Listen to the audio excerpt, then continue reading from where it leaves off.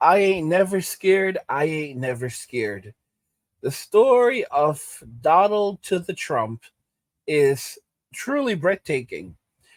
So, the Manhattan DA has filed formal request to hold Trump in contempt of court, and the trial has not really started yet, and yet they are now basically freaking out over Trump, who is going after everyone and anyone and daring them to throw him in jail. This is insane stuff. And at this point, Trump wants them to put him in jail. He is daring them, he is jeering them to put him in court, put him in jail, because this would only make things even more serious. Guys, this would drive people to the poll in numbers. Let's go ahead and jump into the video. Good afternoon, everyone. I'm Kira Phillips. Today on ABC News Live, targeting witnesses before they even testify. We're only in day 2 of jury selection, and Donald Trump is already calling Michael Cohen and Stormy Daniels sleazebags. And he's violating the judge's limited gag order and now forcing the Manhattan DA's office to file a formal request to actually hold Trump in contempt. This hush money case already making history, as this is the first time a former president has stood trial on criminal charges, and the proceedings already proving to be challenging. Not one juror seated after an entire first day of filtering through the pool of New Yorkers. At least 50 of them excused after raising their hand, claiming that they just couldn't be fair or impartial. This case, years in the making, and all stemming from those allegations that Trump made hush money payments to porn star Stormy Daniels just prior to the 2016 election in an effort to conceal an alleged affair. This is the first of 4 criminal cases involving Donald Trump to go to trial as he continues to make his bid to return to the White House. We have team coverage with our senior investigative correspondent, Olivia Rubin, outside the courthouse. She joins me along with executive editorial producer John Santucci and our legal contributor and trial attorney, Brian Buckmeyer. Olivia, why is jury selection moving at such a slow pace?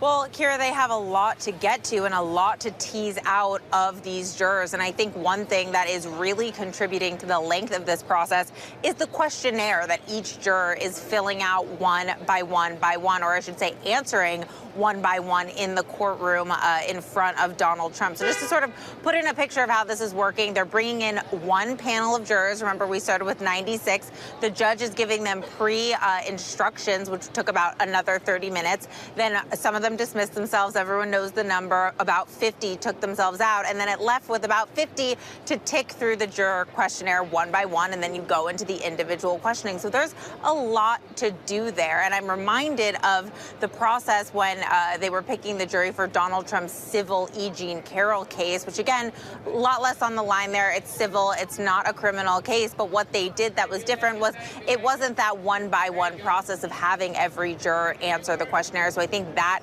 it is what is taking up a lot of the time here. But it does seem, and, you know, we'll have to see which way Judge Marchand takes it. It does seem like after this lunch break, which is ending any minute now, they are going to start getting into striking some of these jurors, because it appears that Todd Blanche, Trump's attorney, and Joshua Steinglass, the prosecutor, each finished their questioning of the 18 jurors that were in the room. So now they each have an opportunity to strike who they did not like, and then you would go into the next batch. So potential here after this lunch break to move the process forward a little bit there. Brian, how long do you think this could take? And tell us more about these questionnaires and just the type of questions and why this is becoming a bit challenging day 2. Here in my mind, thinking that we're only going to be in court 4 days a week. I can see us not going just into next week, but the following week. We're going to continue to follow that process that Olivia so eloquently laid out for us, of trying to whittle down a large group, first with the judge's orders and instructions. They self-select themselves out. Then you're going through the peremptory challenges and forecast challenges. Both are 2 different types of strikes. But what I will say is, in terms of why it's taking so long, is this is the process. We in the criminal justice system, especially in New York City and the courts that I've been in, we really want to make sure we get it right. That if someone's liberty is on the line, that there's not a single juror that is biased. There's not a single juror that has an opinion that we think can taint the jury, because we want to make sure that if we're going to take someone's liberty or give them a felony conviction, like what might possibly could happen here with Donald Trump, that you get it right. Because, of course, if you get it wrong, there's a conviction. There's also the appeals just take forever. So this is just kind of the method that we choose. So apparently Trump may give another little speech outside the courtroom. He's been doing this more than once. Is that a good idea, Brian? Let's put it this way: if you're a political pundit or you're trying to get him reelected, maybe. I mean, John will be better at that aspect in terms of telling us how he takes the kind of courthouse and turns it into a podium and gets more people looking to elect him. But from an attorney, and that's how my mind is focused on this. That is horrible. If I had any ability to control Donald Trump and I was his attorney, I would be pulling him into the courtroom saying, we don't have to make these comments. I don't want you out there saying this was a legal expense, because that might not be our defense when we start opening statements. And so you want to ensure that these comments that are made outside the courtroom about the case are in line with what you're going to argue, because sometimes your client can be the worst witness before they even take the stand. John, you and I have been there before. Trump's attorney's not always happy with the fact that he just decides to talk at any moment.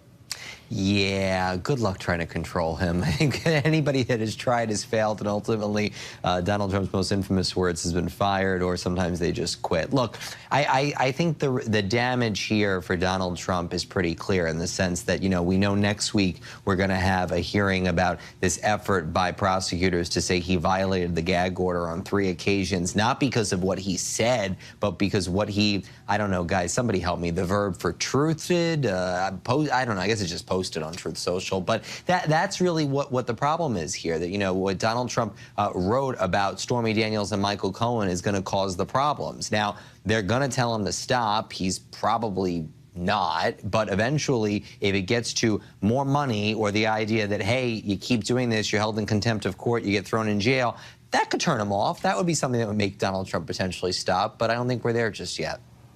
So, Olivia, the judge denied any request from the defense, in particular Todd Blanche, to excuse Trump from attending his presidential immunity case before the U.S. Supreme Court. And he also said that he's going to decide on whether to let Trump go to his son's high school graduation. Barron is about to graduate from high school. I can't believe we're already there. It seems like he was. Wow, so they'll decide whether or not he's allowed to go to his son's high school graduation. Guys, Trump wants them to put him in jail. He's daring them. How serious, guys, how insane would it look to put a U.S. president in jail for this? Like, it looks horrible right now. The entire world is watching. And to date, everything that they have him on is very, very flimsy. It's very, very sad. I mean, even Simpsons went after Donald Trump, saying that there was the whole Russian thing, and he was working with the Russians, and they basically said that, oh, you're going to be taken down. And of course, they never issued an apology for that. No one ever issued an apology for that. So, and when you look at all the horrible things that have happened to him, and that they've done, it just continues to get worse from there. So, you hear the media saying, and these people, those lawyers, like, oh, if I was his client, if he was my client, this is what I would be doing. Trump knows exactly how to deal with the media. He knows how to deal with politicians, and he knows how to deal with the legal system. And his best tool right now is basically using his voice. And he knows exactly what's going to happen. They obviously want to put him in prison, but the real issue is, imagine putting a former president in prison who's also currently running for president again right now. I mean, it would 100% look like election interference. This entire thing already is being called into question. And how would the Supreme Court go about this? Imagine Donald Trump sitting in prison while he's still running for president. It's a very serious issue. And I don't think the Supreme Court, despite everything, because the goal right now is to basically prevent him from being able to run for president in the fall, from actually being on the ballots, because they want him eliminated. They want him taken off the ballots. As you can see, the Supreme Court has already stepped in and said that the states cannot take him off the ballot. That's something that I think has to be done with Congress or whatever. The states, individual states, cannot take someone off the ballot. They cannot disqualify someone for running for president. So it's going to be very, very difficult to get rid of him at this point, to have him removed from the ballots.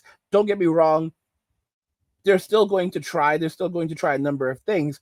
But at the end of the day, I think Donald Trump will still be on the ballots, regardless if he's walking free or in prison, come fall.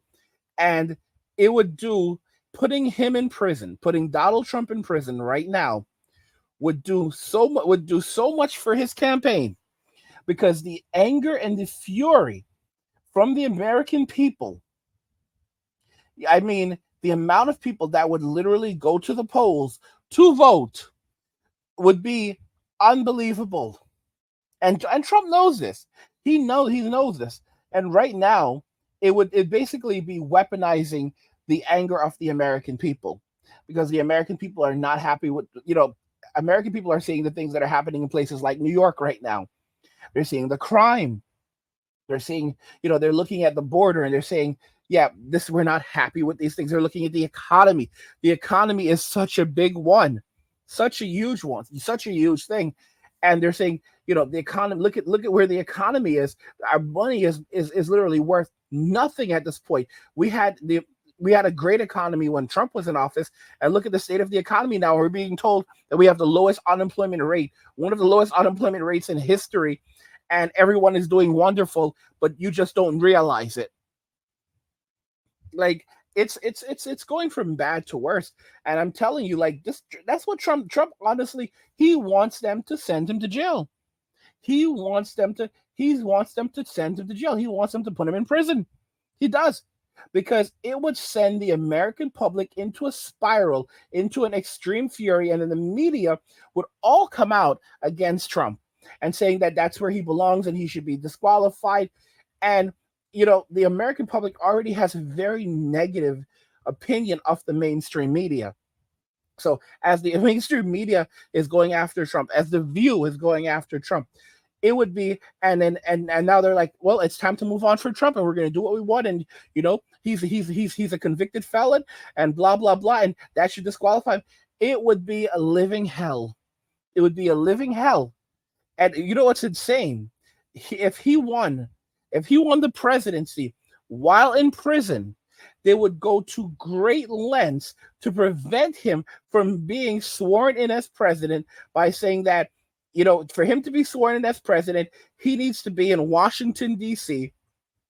And because he can't be in Washington, D.C., then legally he cannot be sworn in as president. And so Donald Trump cannot take the office. Guys, you would literally see these things happening. And if you recall, just like how Trump did not want, Joe confirmed, they would use the exact same tactics, saying that they refused to confirm. They would literally go to great lengths to try to avoid confirming Trump on the grounds that he is a convicted felon. And it would go to the Supreme Court. I'm telling you, even if he's reelected, it won't be over from there. They're still going to be there. I doubt it. I think they're going to still keep on fighting. They're going to still keep fighting and try to prevent him from actually taking office, even if reelected. I mean, it's never going to end. But this, guys, you have to admit, it's the show. The show is it's one of the greatest shows on earth. This is a clown. This is a clown world that we're currently living in. By the way, guys, don't forget that I have another channel called Angry, where I discuss gaming, anime, geek stuff, nerd stuff, real world stuff, and whatever else interests me. There's a link to that channel in the description of the video. Go check it out. Subscribe to the channel. Enjoy the content. And also, I have another channel called Men Walking Away. On the Men Walking Away channel, I discuss topics very much like the topics that you find on this channel. So if you want more videos like the ones you're finding on Angry Guy, like you're listening to right now, head over to the Men Walking Away channel, and you can find more content like this content over there. There's a link to the Men Walking Away channel in the description of the video. Go check it out. Subscribe to the channel. Support my work, guys. What do you think regarding this? The Manhattan District Attorney has filed formal request to hold Trump in contempt of court. What do you guys think? I want to know your thoughts on this, so let's hear it in the comments. Like the video if you like it. Don't forget to subscribe. And if you like the video, share the video. And just remember that all roads lead to MWA, Men Walking Away, and share.